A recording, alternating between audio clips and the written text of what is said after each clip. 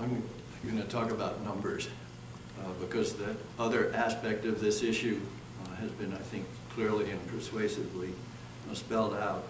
But the other, which is less black and white, good or bad, for many who may be actually agnostic about the good or bad, is how much? Show me the numbers. How do they look? And that's where the question of estimates come in. I spent actually my business life analyzing estimates, making estimates, and so I know a good deal about what goes into estimates. Sometimes they're made for accuracy, sometimes they're made for persuasion. It's important to know the motives of those who are making the estimates, and that's true obviously on this issue, on both sides of this issue.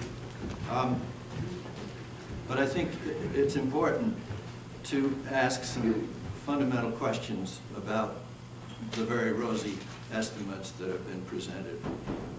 One, obviously, are they reasonable? Two, are they complete? Three, are they current?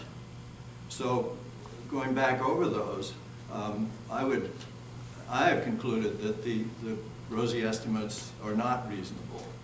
Specifically, the win per day, which is the term that's used, projected for Rockingham, would make it one of the best performing slot casinos on the East Coast, actually sixth best, but 25% greater than Foxwoods and Atlantic City. This seems implausible, I think, on the very surface. There's the Delaware casinos numbers are substantially lower. So I think that a more realistic number there would be probably at least a third less than the one that has been used.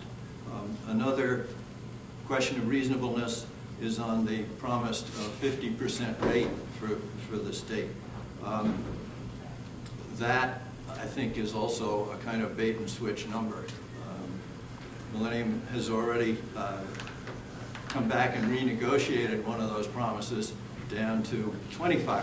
So, and that's under conditions that were considerably better than the conditions existing now. And then there's a question of if Massachusetts were to respond, which most people think Massachusetts surely would, then our estimates would come down again. So if you take all three of those things, you come up with a revenue estimate that might be in the range of 60 or 65 million as opposed to 200 million.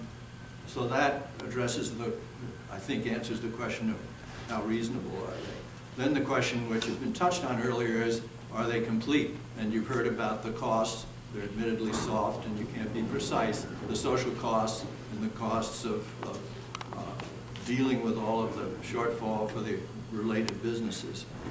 That needs to be factored in. And then finally, are they current? Interestingly enough, the estimates have not changed much over the past year or two. But I took a look at the price.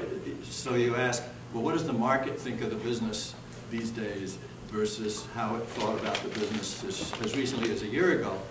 If you look at the stock charts for the MGM and Wins and all, they look like the Tuckerman's Ravine or the edge of a cliff. They've gone from 70 or 80 to 10.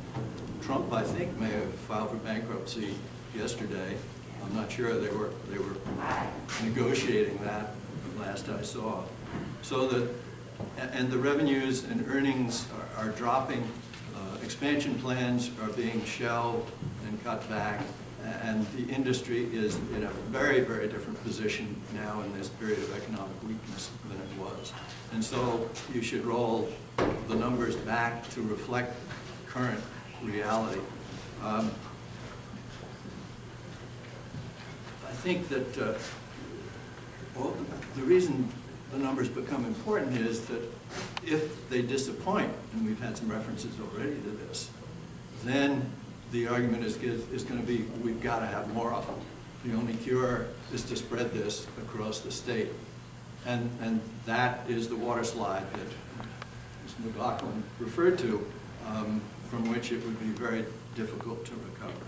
So I would just end two comments, one from Ronald Reagan in his arms negotiations. I can't say it in Russian, where he said, trust but verify. That should be applied to these rosy estimates that you see. And then the old one from card games, trust your mother, but cut the cards.